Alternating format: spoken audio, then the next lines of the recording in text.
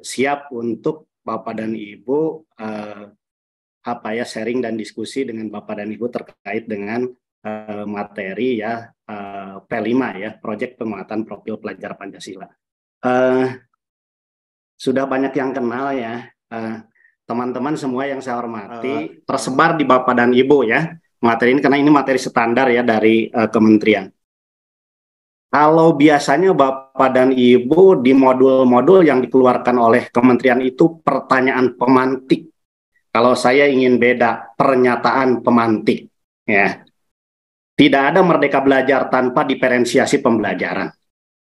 Ya, tadi dibahas oleh Pak Kabid, ya kita harus memperhatikan karakteristik siswa, kebutuhan belajar siswa, baik dari gaya belajar maupun minat dan bakatnya. Nah, ini bisa satu tema, satu pertemuan lagi nih Bu Silpi. Jadi tidak ada merdeka belajar tanpa diferensiasi pembelajaran. Dan guru-guru penggerak itu asat terkait dengan diferensiasi pembelajaran.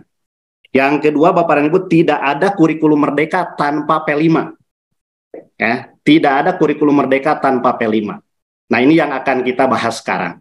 Itu pernyataan pemantik. Mudah-mudahan memantik kita Bapak dan Ibu untuk diskusi di kesempatan. Kita fokus di yang kedua ya, di pemantik yang kedua. Oke.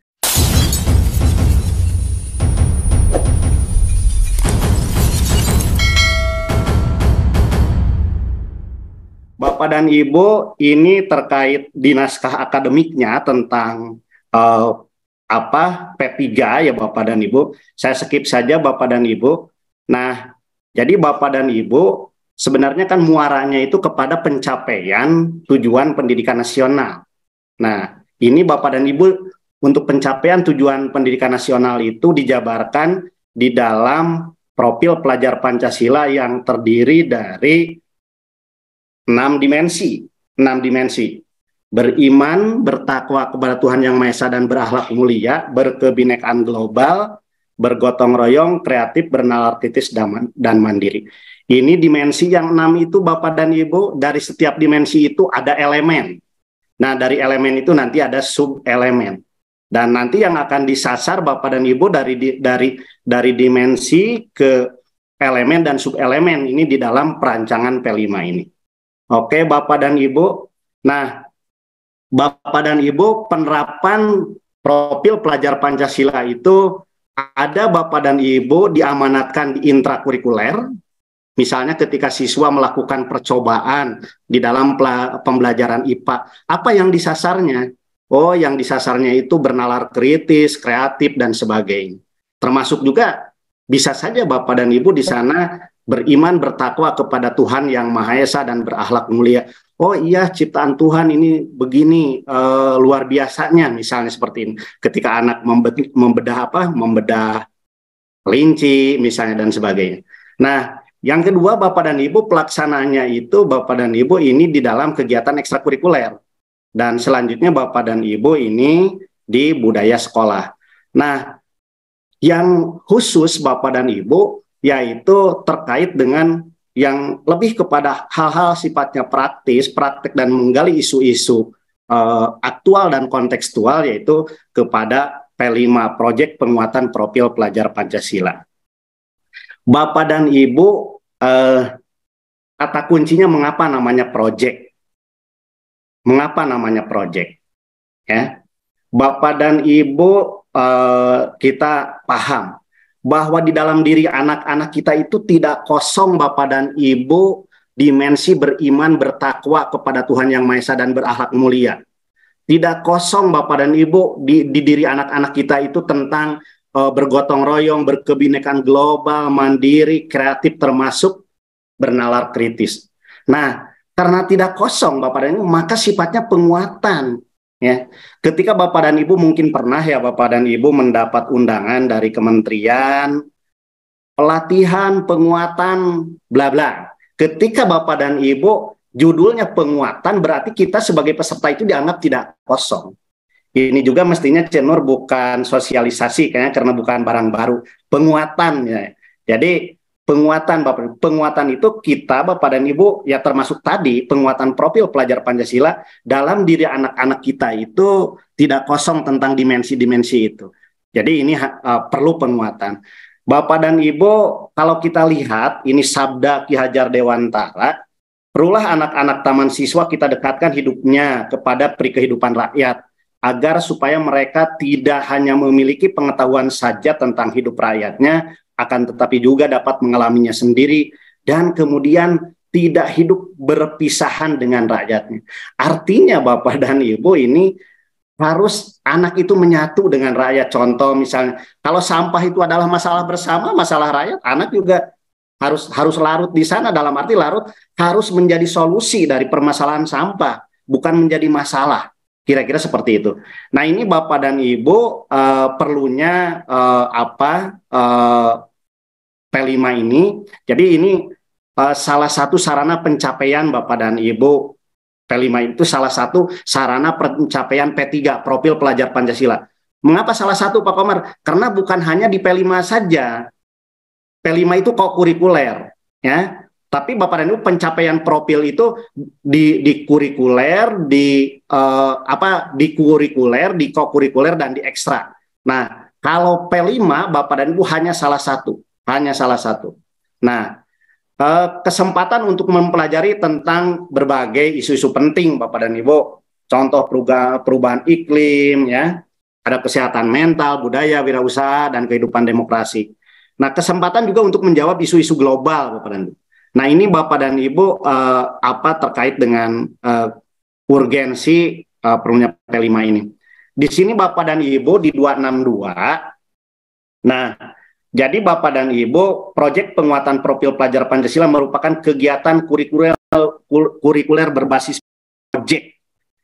Tolong Bapak dan Ibu dibedakan dengan pembelajaran berbasis proyek yang selama ini sebelum kurikulum ini telah kita dapatkan PJBL, ya. Kalau di PJBL kan Bapak dan Ibu seolah-olah produk itu wajib. Kalau di P5 produk itu tidak wajib. Karena yang dinilainya bukan produk, tapi yang dinilainya itu karakter, ya.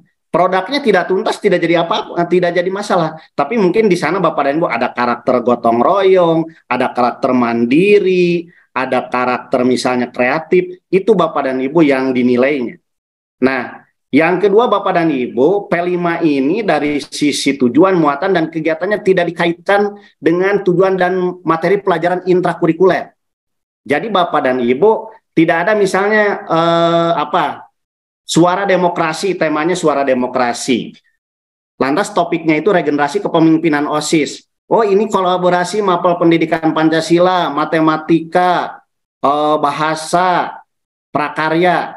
Lantas apa hubungannya dengan matematika tentang P5? Oh ini Pak perlu katanya untuk menghitung suara nanti. Kalau dengan bahasa perlu Pak. Nanti ini untuk kampanye, untuk pidato kampanye, sehingga guru bahasa Inggris membuat teks pidato kampanye dalam bahasa Inggris. Begitu juga guru bahasa Indonesia dan bahasa Sunda. Kalau prakarya untuk apa? Untuk membuat bilik suara Pak. Nah, Bapak dan Ibu pertanyaannya, apakah yang dinilainya mapel atau karakter? Ya. Kalau disekat-sekat seperti itu, Bapak dan Ibu, guru lain, misalnya tadi, guru olahraga, misalnya, itu bisa, itu mah bukan tanggung jawab saya, karena itu kolaborasi mapelan. Tidak, Bapak dan Ibu. Itu ada Bapak dan Ibu di panduan pengembangan P5, di prinsip holistik, ya. Di prinsip holistik. Jadi tidak dikaitkan dengan tujuan dan materi pelajaran intrakurikuler. Itu beda lagi. Jadi intrakurikuler Bapak dan Ibu, yang sama intrakurikuler juga Bapak dan Ibu, harus Bapak dan Ibu bermuara kepada P3, ya, profil pelajar Pancasila. Jadi Bapak dan Ibu, apa yang kita lakukan di sekolah ini, baik kurikuler, intrakurikuler maupun ekstrakurikuler, harus bermuara kepada pencapaian profil pelajar Pancasila.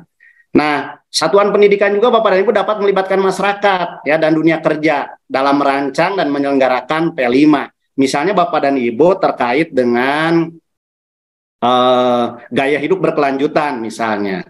Lantas topiknya itu pilih-pilah sampah misal. Itu bisa bekerja sama kita dengan komunitas peduli sampah, dengan bank sampah dan sebagainya. Kira-kira seperti itu. Oke, ini Bapak dan Ibu prinsipnya. Jadi prinsip holistik Bapak dan Ibu, nah memandang sesuatu secara utuh dan menyeluruh, tidak parsial atau terpisah-pisah. Tidak parsial, oh ini mah parsial, mapel anu, tidak. Ya, menelaah sebuah tema secara utuh dan melihat keterhubungan dari berbagai hal untuk memahami sebuah isu secara mendalam. Meleburkan beragam perspektif dan konten pengetahuan secara terpadu. Jadi melebur, blended ya, blended yang melebur, tidak terpisah-pisah. Nah, yang kedua Bapak dan Ibu, kontekstual prinsipnya berdasarkan pada kegiatan pembelajaran pada pengalaman nyata yang dihadapi dalam keseharian. Pengalaman nyata Bapak dan Ibu yang dihadapi dalam permasalahan keseharian. Ya, silakan nanti lihat di tema Bapak dan Ibu. Adakah tema nih Pak Komar yang berkaitan dengan kearifan lokal? Silakan. Nah, pengalaman nyata di masyarakatnya seperti apa? Tanya kepada siswa kira-kira. Ya. Nah, menjadikan lingkungan sekitar dan realitas kehidupan sehari-hari sebagai bahan utama pembelajaran. Jadi bahan utamanya itu Bapak dan Ibu dari realitas kehidupan sehari-hari. Menyajikan tema-tema proyek yang sebisa mungkin dapat menyentuh persoalan lokal yang terjadi di daerah masing-masing. Nah, lantas Bapak dan Ibu ini berpusat pada peserta didik, ya. Jadi murid ini menjadi subjek Bapak dan Ibu, bukan objek, menjadi subjek. Jadi Bapak dan Ibu, anak itu dilibatkan, anak itu diminta pendapatnya. Kira-kira menurut anak-anak temanya mau seperti apa gitu kan, mau seperti apa. Lantas nanti kalau sudah mengerucut baru Bapak dan Ibu nih, kita guru sebagai fasilitator ya, memberikan banyak kesempatan kepada murid untuk mengeksplorasi berbagai hal. Nah, eksploratif Bapak dan Ibu, jadi Bapak dan Ibu membuka ruang yang lebar bagi proses inquiry dan pengembangan diri. Memiliki area eksplorasi yang luas dari segi jangkauan materi, ya, alokasi waktu dan penyesuaian dengan tujuan. Nah, untuk guru merancang kegiatan proyek secara sistematis dan terstruktur agar memudahkan pelaksanaannya. Oke, Bapak dan Ibu. Kita lanjut Bapak dan Ibu. Nah, ini Bapak dan Ibu langkahnya menyiapkan ekosistem sekolah dulu. Ekosistem sekolah dulu ya. Pertama, budaya sekolah yang mendukung penerapan P5. Berpikiran terbuka Bapak dan Ibu. Jadi semua ekosistem di sana, semua sivitas yang ada di sekolah itu Bapak dan Ibu bagaimana berpikiran terbuka, ya. Jangan dulu juga tidak ada yang begitu, repot aja ada. Jadi mari kita Bapak dan Ibu berpikiran terbuka di sini, ya. Kalau tidak berpikiran terbuka ya susah juga untuk melaksanakannya. Satuan pendidikan diharapkan dapat menghidupkan budaya senang menerima masukan, terbuka terhadap perbedaan, serta berkomitmen terhadap setiap upaya perbaikan untuk perubahan ke arah yang lebih baik. Jangan sampai Bapak dan Ibu ketika ada perubahan skeptis ya. Wah, paling juga gitu-gitu juga. Nah, itu Bapak dan Ibu jangan salah seperti itu kan. Nah, senang mempelajari hal baru. Jadi kemampuan memelihara rasa ingin tahu dan menemukan kepuasan saat menemukan hal baru adalah bagian dari budaya yang perlu dihidupkan di lingkungan satuan pendidikan. Kolaboratif, tidak bisa Bapak dan Ibu sendiri, tapi harus kolaborasi. Nah, budaya kolaboratif dapat mendorong semangat senang, bekerja sama, saling mengapresiasi, dan saling memberikan dukungan satu sama lain. Nah, Bapak dan Ibu tidak bisa modul P5 disusun oleh sendiri. Ya, sebentar Bu Nur, habis baterai. Jadi Bapak dan Ibu menyusun modul ajar bisa saja sendiri atau kolaborasi kelompok mapel. Tapi menyusun modul proyek Bapak dan Ibu ini perlu kolaboratif. Sekarang peran pemangku kepentingan dalam pelaksanaan P5. Nah, peran kepala satuan pendidikan nih membentuk tim proyek, ya, mendampingi jalannya proyek, ya. Kira-kira Bapak dan Ibu kepala sekolah bisa nggak mendampingi jalannya proyek kalau kepala sekolah tidak paham? Nggak bisa Bapak dan Ibu, ya. Dan kehadiran kepala sekolah di room ini luar biasa Bapak dan Ibu, karena peran kepala sekolah itu sangat sentral. Membangun komunikasi untuk kolaborasi. mengembangkan komunitas praktisi, melakukan coaching secara berkala bagi pendidik. Jadi nanti kalau coaching ke guru itu Bapak dan Ibu bagiannya kepala sekolah. Kalau coaching ke kepala sekolah nanti bagiannya pengawas. Merencanakan, melaksanakan, merefleksikan, dan mengevaluasi pengembangan aktivitas dan asesmen proyek. Luar biasa ini perannya kepala sekolah itu. Makanya kepala sekolah perlu memahami tentang P5 ini. Peran pendidik, perencana proyek. Sebagai fasilitator, pendamping, supervisor, dan konsultan, juga moderator. Bagaimana dengan pengawas? Memberikan pendampingan dan pembinaan. Memastikan keterlibatan antar pemangku kepentingan berjalan dengan baik, memberikan pengawasan dan dukungan kepada satuan pendidikan. Nah, ini Bapak dan Ibu terkait dengan peran para pemangku kepentingan. Oke, Bapak dan Ibu, kita lanjut. Nah, bagaimana tahapannya? Ya, Bapak dan Ibu pertama membentuk tim fasilitator P5. Nah, di sini Kepala Satuan Pendidikan menyusun tim fasilitator proyek. Tim ini berperan merencanakan dan melaksanakan kegiatan proyek untuk seluruh kelas. Kedua, mengidentifikasi kesiapan satuan pendidikan. Nah, Kepala Satuan Pendidikan bersama tim fasilitator, menentukan, merefleksikan dan menentukan tingkat kesiapan satuan pendidikan. Sejauh mana kesiapannya? Ya. Nah, selanjutnya Bapak dan Ibu, langkah ketiga, merancang dimensi, tema, dan alokasi waktu P5. Dimensi apa yang akan kita sasar? Temanya apa? Alokasi waktunya berapa JP? Nah, selanjutnya menyusun modul proyek. Dan terakhir adalah merancang strategi pelaporan hasil proyek. Nah, pelaksanaan ini dapat dikembangkan sesuai dengan kebutuhan dan kondisi satuan pendidikan.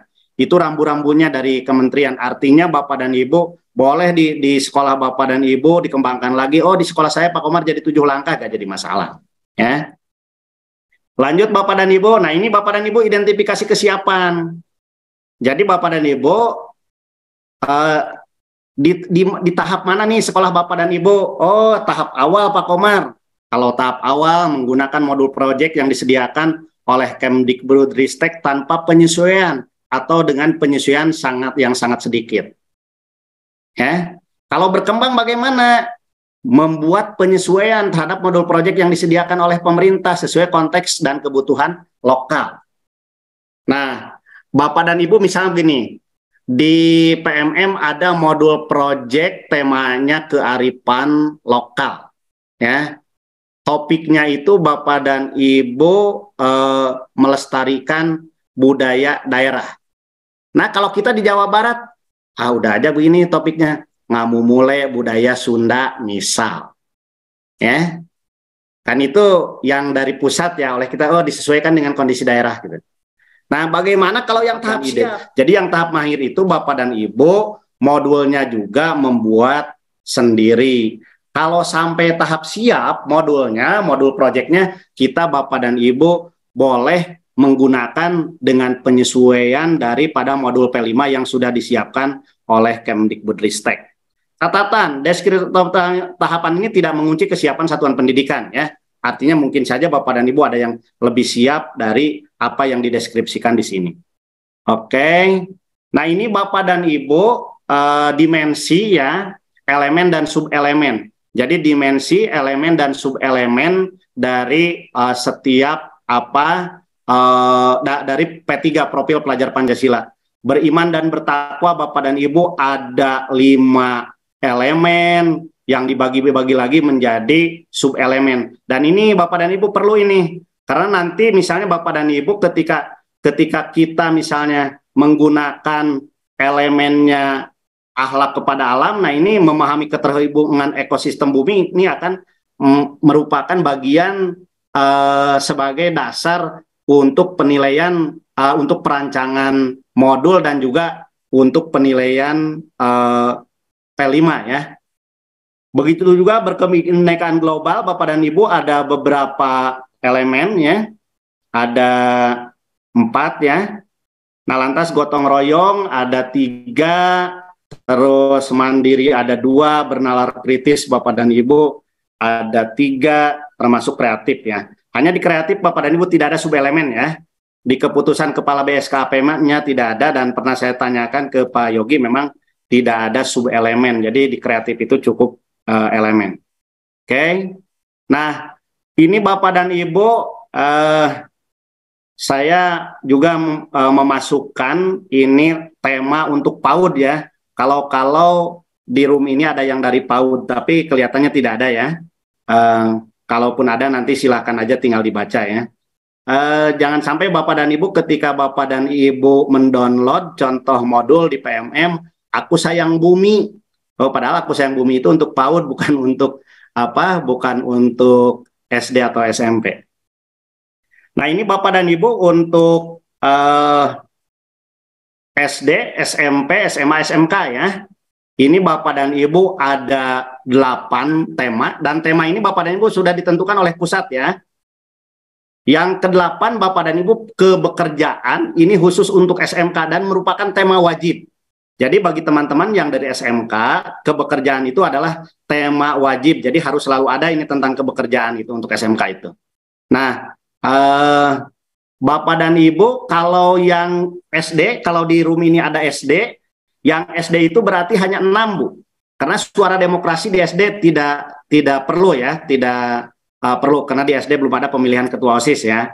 Jadi untuk SD, SMP, SMA, SMK ini seluruhnya 8, yang kekhususan untuk yang ke-8 yaitu untuk SMK, lantas untuk SD itu sebenarnya hanya 6 karena suara demokrasi itu tidak perlu untuk SD.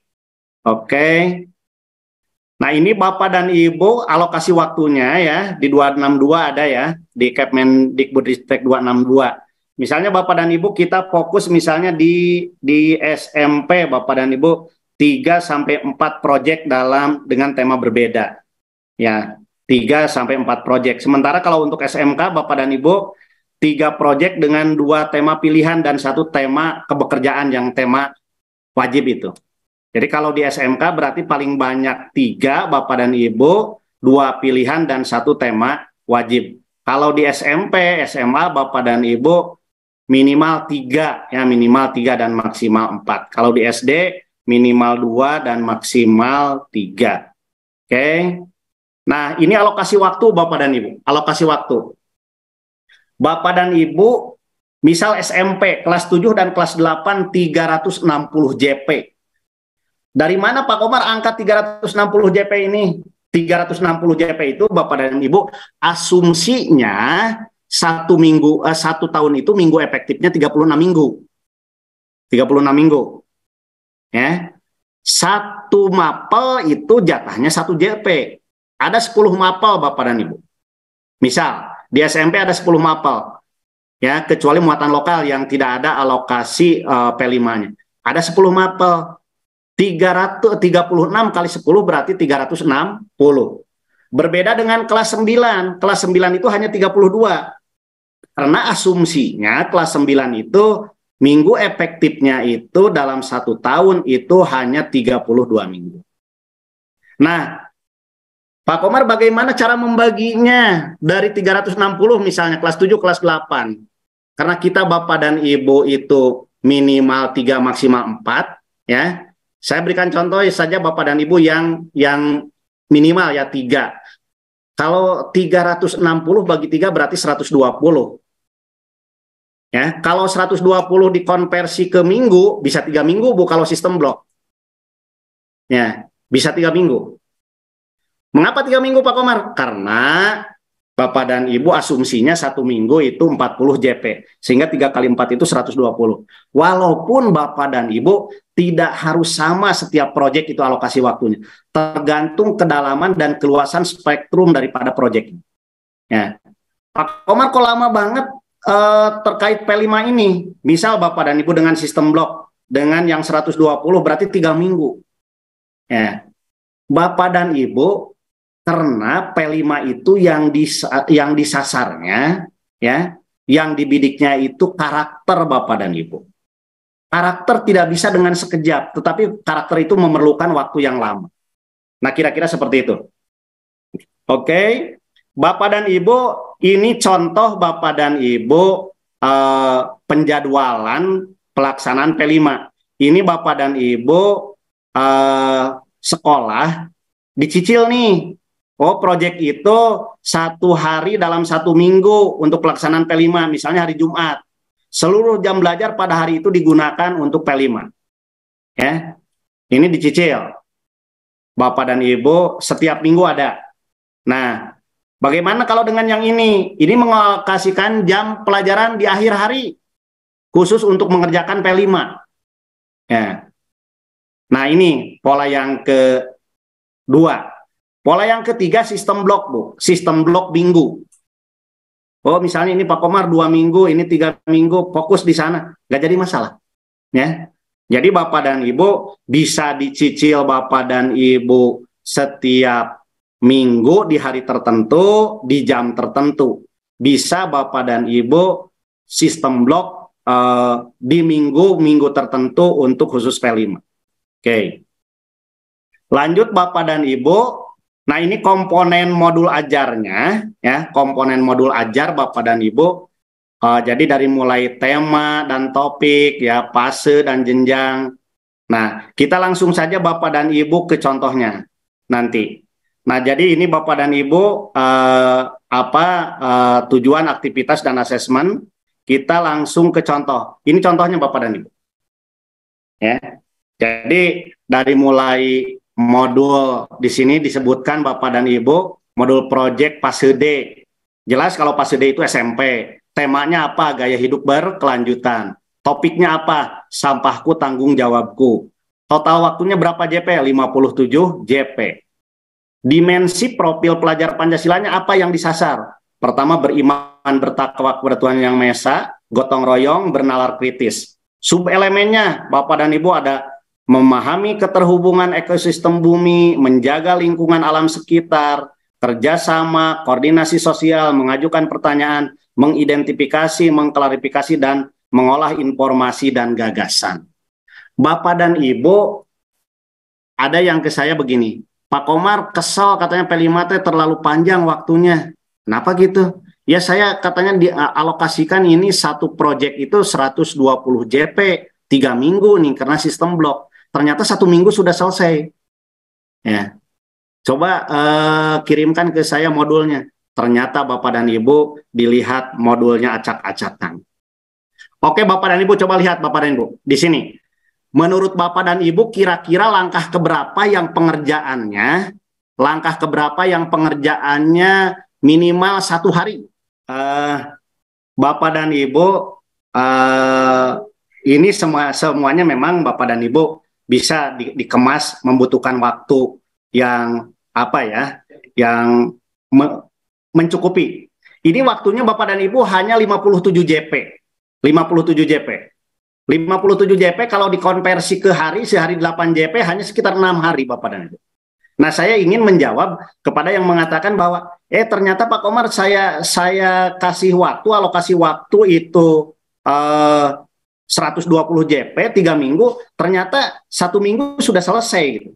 Nah, ternyata Bapak dan Ibu saya lihat itu di modulnya kurang jelas. Misal Bapak dan Ibu yang kelihatan sekali. Kunjungan ke komunitas peduli sampah itu gak bisa dikerjakan hanya 2 JP, Bu. Perlu minimal sehari. Observasi, wawancara. Lantas di sana Bapak dan Ibu setelah pulang nih hari ini kita anak-anak dibawa berkunjung ke komunitas sampah. Besoknya Bapak dan Ibu diskusi kritis masalah sampah. Semua anak Bapak dan Ibu menyampaikan pendapat dan sebagainya. Ini juga sehari. 2 hari saja Bapak dan Ibu sudah 16 JP. Makanya kalau seandainya 120 JP ternyata hanya seminggu waktunya, ya Bapak dan Ibu, prediksi saya di modul proyeknya dalam tanda kutip acak-acakan, kira-kira seperti itu. Oke, tadi misalnya di perkenalan perubahan iklim dan masalah tentang pengelolaan sampah. Ini diskusinya luar biasa Bapak dan Ibu. Eksplorasi isu termasuk refleksi awal ya. Nah, ini Bapak dan Ibu oh Pak Komar ini hanya 57 JP, di saya akan di 80 JP kan karena menurut saya ini penting, bla bla, dengan berbagai alasan dan pertimbangan. Boleh, silahkan Bapak dan Ibu. Ya. Ini kira-kira seperti itu. Oke, Bapak dan Ibu. Nah itu Bapak dan Ibu contoh alur aktivitasnya ya. Jadi Bapak dan Ibu harus jelas ini. Jadi Bapak dan Ibu ketika ini dirumuskan bersama oleh tim fasilitator, misalnya kelasnya ada 10, ya akan sama Bapak dan Ibu. Karena memang modulnya sama gitu kan. Nah ini perlunya Bapak dan Ibu mengerjakannya secara kolaborasi ya. Lanjut ya. Nah Bapak dan Ibu ini contoh pengembangannya ya. Ada macam-macam Bapak dan Ibu langkah-langkahnya ya. Ini beberapa contoh alur Bapak dan Ibu. Ini contoh satu ya. Ini ada pengenalan langkahnya, kemudian kontekstualisasi, terus aksi, refleksi. Coba yang contoh duanya cek di bawah. Nah, contoh dua Bapak dan Ibu. Mengamati, langkahnya itu mendefinisikan, menggagas, dan memilih. Dan contoh tiga, temukan, bayangkan, lakukan, bagikan. Silakan Bapak dan Ibu, ada beberapa pilihan. Bapak dan Ibu mau memilih yang mana silakan. Oh Pak Komar, saya mau membuat langkah-langkah sendiri ya silahkan. Yang penting Bapak dan Ibu logis dan rasional ya. Kira-kira seperti ini. Oke, dilanjut saja. Nah ini kita ke asesmen Bapak dan Ibu. Jadi di P5 asesmennya Bapak dan Ibu ada asesmen formatif dan ada asesmen sumatif. Nah Bapak dan Ibu sebagai petunjuk kepada Bapak dan Ibu apabila ingin lebih jelas, silakan nanti dibuka Bapak dan Ibu panduan pengembangan P5 ya, dari halaman 73 sampai 75. Nah, Bapak dan Ibu, ini untuk asesmen formatif, ada rubrik Bapak dan Ibu umpan balik, nah, dari pendidik dan sesama peserta didik, baik secara lisan maupun tertulis. Observasi, diskusi, presentasi, jurnal, dan refleksi selesai. Sementara untuk sumatif, rubrik juga Bapak dan Ibu, presentasi, poster, diorama, produk, teknologi atau seni, esai, kolase atau drama. Nah ini Ibu Bapak dan Ibu untuk asesmennya. Lantas, lanjut ya. Nah, Bapak dan Ibu, ini hal yang perlu diperhatikan Bapak dan Ibu terkait dengan dengan asesmen P5 ini. Pertama, memiliki variasi bentuk asesmen ya. Asesmen awal ya, asesmen awal atau sebelumnya asesmen diagnostik ya. Sementara ini diagnostik fokus ke pendidikan khusus ya Bapak dan Ibu. Terus asesmen formatif dan sumatif penekanan pada asesmen performa kinerja.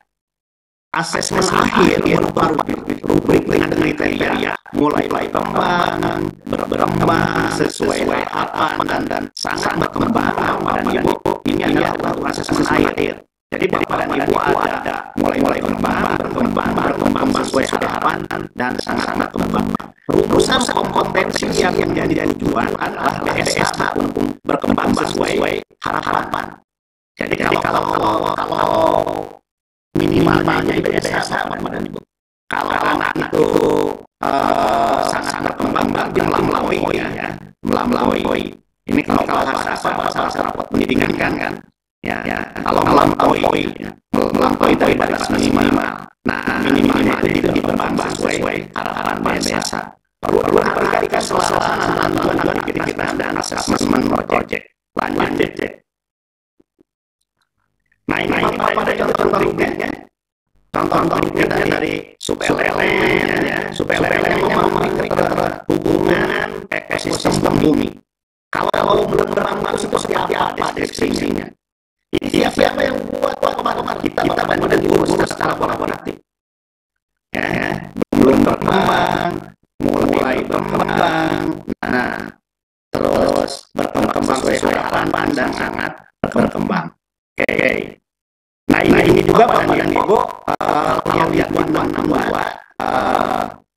bahwa satuan pendidikan atau pendidik memiliki keleluasaan untuk membuat deskripsi tentang penilaian. Ini hanya contoh. Jadi ini bukan berarti harus ini Bapak dan Ibu. Tapi Bapak dan Ibu silakan Bapak dan Ibu untuk membuat deskripsi sendiri. Kalau seandainya menurut Bapak dan Ibu ini Pak ini logis, mudah dikembangkan, mau seperti ini saja, ya nggak apa-apa. Oke, Bapak dan Ibu, waktunya sudah hampir habis saja ya. Lanjut ya.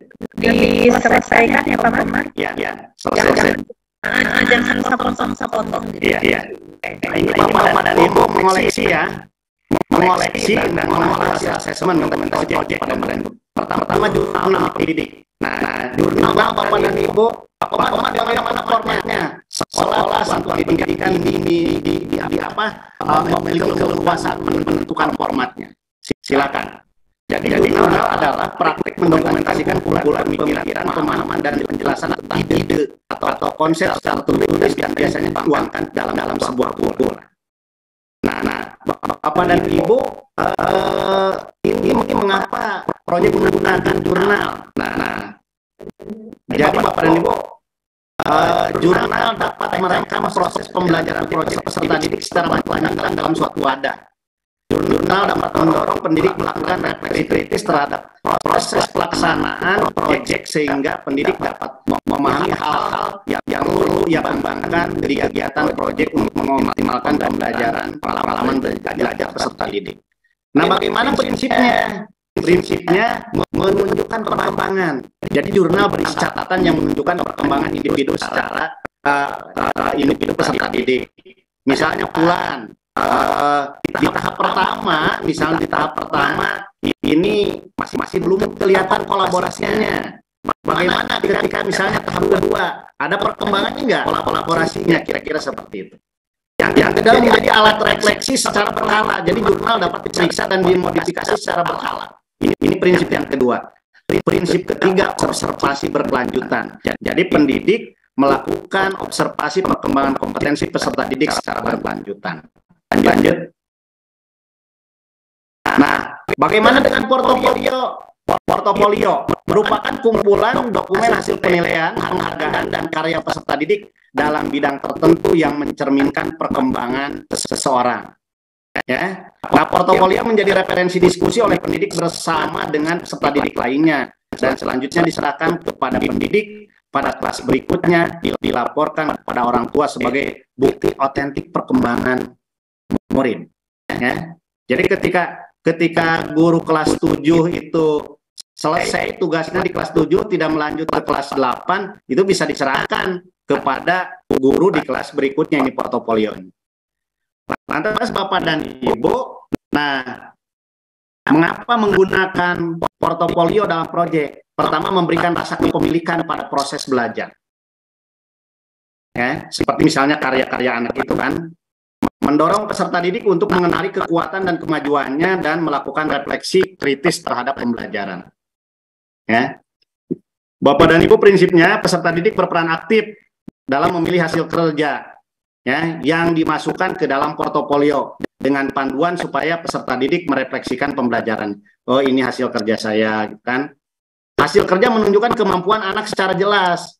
Hasil karya menunjukkan tujuan kegiatan, kompetensi yang dituju dan standar yang diharapkan. Terus menjadi alat refleksi secara berkala, portofolio diperiksa, diganti, dan menjadi bahan diskusi yang dilakukan secara berkala. Oh, kemarin anak itu membuat poster nih. Tapi anak setelah ke rumah berpikir lagi, itu poster yang saya agak kurang bagus dari sisi warna dan sebagainya. Lantas membuat lagi dan diganti, boleh tidak? Boleh. Menunjukkan perkembangan. Portofolio berisi hasil karya yang menunjukkan perkembangan peserta didik. Ya. Lantas dikerjakan dengan bimbingan. Jadi keterampilan untuk membuat sebuah portofolio tidak terjadi dengan sendirinya. Pendidik perlu membimbing peserta didik untuk melakukan pemilihan hasil karya. Lanjut. Nah, rubrik Bapak dan Ibu tadi sudah dicontohkan di atas ya, rubrik ini. Pertama, merupakan salah satu asesmen yang sering dipakai untuk pembelajaran kolaboratif seperti proyek. Rubrik dapat dipakai oleh pendidik dan peserta didik untuk mengevaluasi kualitas performa peserta didik secara konsisten, membangun ya dan objektif. Mengapa menggunakan rubrik? Pertama bagi pendidik, rubrik yang efektif memiliki deskripsi ya jelas yang menjadi acuan pendidik. Deskripsi ini memastikan konsistensi dan objektivitas dalam menilai sehingga dapat mengurangi ketidakpastian dan keluhan tentang nilai. Bagaimana untuk pendidik, peserta didik? Rubrik yang efektif memberikan peserta didik pemahaman yang jelas mengenai ekspektasi suatu tugas dan keterkaitan tugas dengan tujuan proyek, membantu mereka mengevaluasi hasil pekerjaan mereka sendiri. Ya, nah lantas ini yang perlu diperhatikan oleh Bapak dan Ibu. Nah, jumlah kriteria di tingkatan kualitas performa 3 sampai 5. Ya. Jadi 3 sampai 5 tingkatan kualitas performa dan lebih dari 2 kriteria performanya. Misalnya Bapak dan Ibu yang mulai berkembang itu kriterianya apa saja? Minimal 2 misalnya itu.